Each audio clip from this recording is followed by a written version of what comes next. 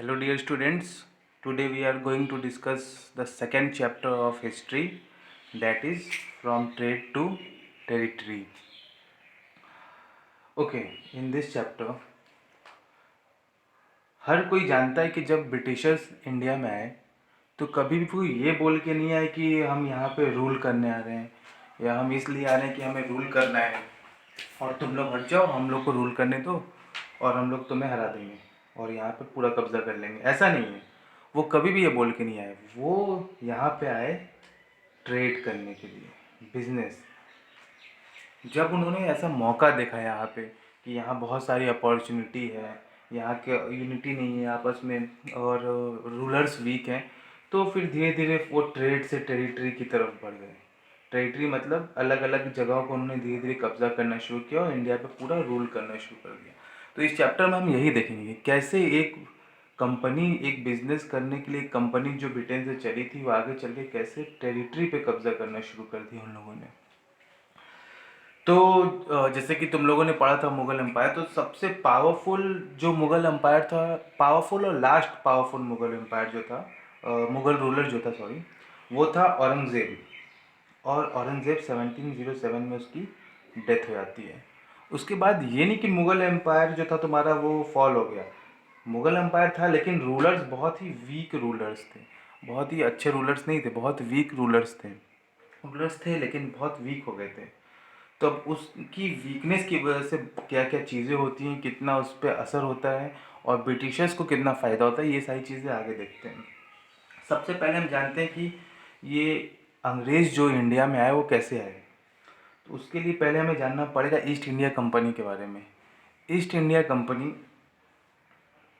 एक east India company, अब आगे इसमें जब भी मैं एक्सप्लेन करूँगा उसको शॉर्ट फॉर्म में EIC लिखूँगा, वो जगह ज़्यादा लेता है और टाइम भी बचेगा शॉर्ट फॉर्म में, तो ईस्ट इंडिया कंपनी EIC होगा। तो 1600 में एक कंपनी थी, ईस्ट इंडिया कंपनी। उसने 1600 में एलिजाबेथ जो वहाँ की क्वीन थी उनसे एक ऑर्डर ले लिया, चार्टर या एक ऑर्डर ले लिया। और उस ऑर्डर के मुताबिक ये इकलौती कंपनी थी पूरे इंग्लैंड में, ये इकलौती कंपनी थी जो ट्रेड कर सकती है। कहाँ ट्रेड कर सकती है? इंग्लैंड में पूरी इकलौती कंपनी यही थी जो ट्रेड कर सकती है ईस्ट में, यानी इंडिया में और बाकी कंट्रीज़ में ट्रेडिंग के लिए बस इकलौती यही कंपनी थी। इसका मतलब क्या हुआ कि इंग्लैंड में कोई और कंपनी ईस्ट इंडिया कंपनी को छोड़ के कोई और कंपनी बिजनेस नहीं कर सकती दूसरे कंट्रीज़ में, खास करके ईस्ट डायरेक्शन में जो कंट्रीज़ हैं। तो यानी इसका मतलब वो जितना भी प्रॉफिट कमाएगा वो कौन सी कंपनी कमाएगी? यही कमाएगी, ईस्ट इंडिया कंपनी कमाएगी, क्योंकि ट्रेड भी सिर्फ यही करेगी बिजनेस, तो सारा प्रॉफिट भी यही कमाएगी। लेकिन इंग्लैंड में सिर्फ ईस्ट इंडिया कंपनी थी ना, लेकिन अलग यूरोपियन कंट्रीज़ में अलग अलग लोगों ने ईस्ट में, खास करके इंडिया में, अपनी अपनी ट्रेडिंग कंपनीज़ को भेजना शुरू कर दिया, क्योंकि प्रॉफिट कमाने के लिए, क्योंकि ये दौर था मर्केंटलिज्म का। अब ये मर्केंटलिज्म क्या होता है? मर्केंटलिज्म एक प्रोसेस होता है कि एक जगह से चीज़ों को सस्ते दाम में खरीदो और दूसरी जगह उस चीज़ को अच्छे दामों में या महंगे दामों में बेचो। तो ये लोग क्या करते थे, इस कंपनी इंडिया से सामान सस्ते दाम पे खरीद के लाते और अपनी कंट्रीज़ में जाके वो ज़्यादा दाम पे बेचते थे। अब इंग्लैंड से तो सिर्फ ईस्ट इंडिया कंपनी आ रही थी, लेकिन बाकी लोग अलग अलग जगह से आने लगे। इंडिया में डच आए, फ्रेंच आए, पोर्टुगीज़ आए। सबसे पहले पोर्टुगीज़ ही आए, पुर्तगाली जिनको हम कहते हैं। 1498 में वास्को डी गामा आए इंडिया में। अच्छा, अब ये लोग इंडिया आ क्यों रहे थे? कुछ तो रीज़न होगा इंडिया आने का, ऐसे घूमने के लिए तो आ नहीं रहे होंगे। उस समय आने का रीज़न था, बिल्कुल था। उस समय इंडिया आने का जो रीज़न था इनका, वो था क्योंकि ये इंटरेस्ट थे कुछ चीज़ों को खरीदने में। वो क्या चीज़ें थीं? वो चीज़ें थीं कॉटन एंड सिल्क, स्पाइसेस था। जिस स्पाइसेस में भी कौन से spices? Paper, cloves, cinnamon, ETC। तो ये सारी चीज़ें ये क्या करते थे, यहाँ से खरीद लेते थे और अपनी कंट्रीज़ में जाके हायर प्राइसेस पे बेचते थे। अब इससे होता क्या था, जब यहाँ पे डच भी आ गए हैं, फ्रेंच भी है, पोर्टुगीज़ भी हैं, तो इसमें होता क्या था कि कंपटीशन होने लगा। अब सामान बेचने वाले तो हम लोग हैं। हम, अगर हमें डच वाले ज़्यादा पैसा देंगे तो हम डच को बेच सकते हैं, फ्रेंच को बेच सकते हैं, पोर्चुगीज़ को बेच सकते हैं। तो क्या होने लगा इससे कि कंपटीशन जो हो रहा था, competition led to increase, competition की वजह से प्राइसेस में इंक्रीज होने लगा। ठीक है, जो चीज़ ये जो आज ये पेपर मान लो, एग्जांपल मान लो ये 10 रुपये का मिल रहा है, लेकिन दूसरा वाला डच आके बोलता है हम तुम्हें 20 रुपये देंगे, हमें बेचो, तो वो बेचने लगे उसको। अब चीज़ महंगी खरीद रहे हैं, अपनी कंट्री में जाके और बेचेंगे तो प्रॉफिट उतना नहीं होता। कंपटीशन से प्राइस तो इंक्रीज हो रहा था लेकिन कंपनीज को प्रॉफिट नहीं हो रहा था। अब प्रॉफिट कमाने का सिर्फ एक ही तरीका बचा था। क्या तरीका बचा था? कि दूसरी कंपनीज को हटा दिया जाए, एकलौती हम ही कंपनी बचे जो यहाँ पे इंडिया में ट्रेड करें। जो जैसे कि ईस्ट इंडिया कंपनी में हुआ था कि सिर्फ ईस्ट इंडिया कंपनी ही थी, तो ट्रेड कौन कर रहा था यहाँ? फ़ायदा भी सिर्फ यही कंपनी लेगी। तो इसलिए इन लोगों में अक्सर लड़ाइयाँ होती रहती थी। जितनी भी कंपनीज इंडिया में आना चाहती थी उनमें अक्सर लड़ाइयाँ होती रहती थी। कभी कभी क्या करते थे ये, एक दूसरे की शिप को डुबा देते, रास्ते को ब्लॉक कर देते थे। Battle between these rival company, कभी कभी एक दूसरे की शिप को डुबा देते, कभी रास्ता ब्लॉक कर देते। तो इन लोग में फ्रेंडली नहीं था सिस्टम, बहुत ये हमेशा वॉर में रहते और एक दूसरे के बड़ा राइवल दुश्मन टाइप के थे। कंपटीशन बहुत ज़्यादा था। अच्छा, सिर्फ मकसद ये था कि कैसे प्रॉफिट को मैक्सिमाइज़ किया जाए और पूरा एक सिस्टम ऐसा हो जाए कि इंडिया पे सिर्फ और सिर्फ ट्रेडिंग सिर्फ उनको मिले, दूसरी कंपनी को ना मिले। अब इसी तरीके से जब ईस्ट इंडिया कंपनी को वहाँ के इंग्लैंड से चार्टर से मिल गया था इंडिया में ट्रेडिंग करने का, तो अब वो सबसे पहले जो वो इंडिया में आए तो कहाँ पे आए? फर्स्ट वो इंडिया में आए और उन्होंने अपनी एक फैक्ट्री बनाई। फर्स्ट इंग्लिश फैक्ट्री जो थी वो 1651 में बनी। कब बनी? 1651 में, on the banks of river Hooghly, Hooghly की रिवर के किनारे उन्होंने एक अपनी फैक्ट्री बनाई।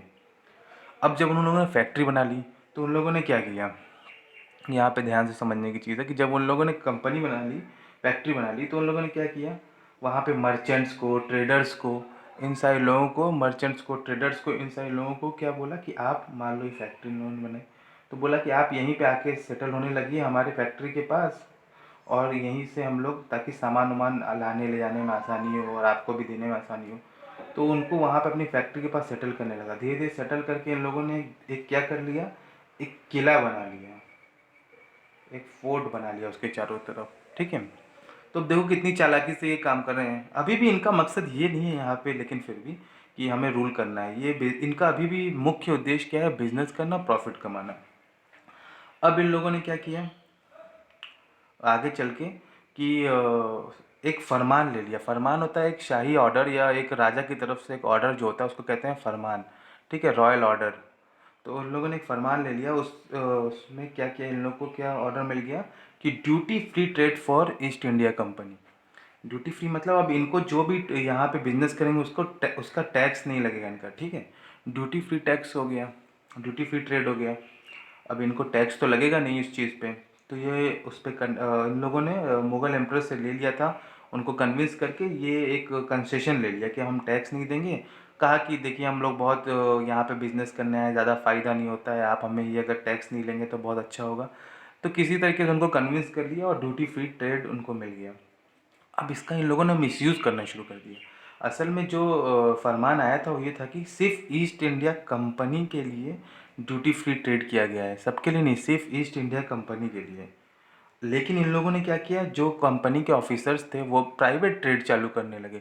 वो अपना भी यहीं से सामान वामान बेचते और उस पर भी वो लोग टैक्स नहीं देते थे। Private trade also use the फरमान। अब वो अपना प्राइवेट ट्रेड करने के लिए तो मिला नहीं था कि हर कोई अपने हिसाब से कोई सामान मंगाए और उस पर टैक्स ना दे, ऐसा नहीं था, या सामान भेजो और टैक्स ना दे। सिर्फ और सिर्फ कंपनी को ये राइट्स मिला था, लेकिन इसको इंडिविजुअल लेवल पे प्राइवेट ट्रेड करने लगे लोग। अब इसका नुकसान क्या हुआ? लॉस ऑफ रेवेन्यू, बहुत ज़्यादा नुकसान होने लगा। रिजल्ट क्या हुआ? Loss of revenue for Bengal. अब बंगाल को बहुत नुकसान होने लगा। बंगाल को जो पैसा आता था टैक्स के रूप में कलेक्ट होता था, जब ये लोग यहाँ से एक तरीके से बेवकूफ़ बनाने लगे फरमान का यूज़ करके, तो धीरे धीरे पैसे में बहुत कमी आने लगी। तो बंगाल के पास जो रेवेन्यू था, जो उसका पैसा था, जब उन लोगों ने देखा कि ये तो बहुत ज़्यादा नुकसान हो रहा है, इससे बहुत नुकसान होने लगा इनको रेवेन्यू में, तब जो बंगाल के रूलर थे क्या वो चुप रहते?